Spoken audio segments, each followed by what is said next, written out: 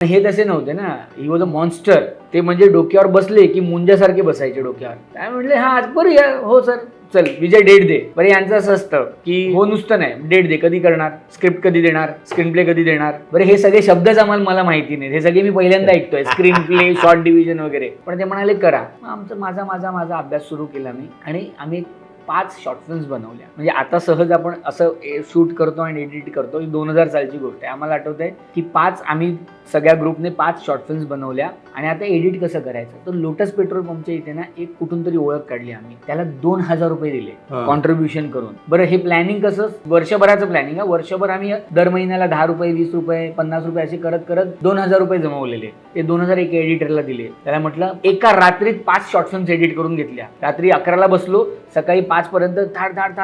कारण तसं काही फार शॉर्ट डिव्हिजन केलेलं नव्हतं ना, कळतच नव्हतं फार. थोडं जे काय जमलेलं. आणि त्याला पण ते सोपं पडलं, शॉर्टच्या मागे शॉर्ट लावून. आणि ते जेव्हा 5 फिल्मचं स्क्रीनिंग केलं ना, आम्ही एका आमच्या मित्राच्या घरी स्क्रीनिंग केलं, तेव्हा अ फिल्म बाय विजय कलमकर हे जेव्हा बघितलं आणि फिल्म बघितली, म्हटलं अरे आपण झालो की डिरेक्टरच्या यायला.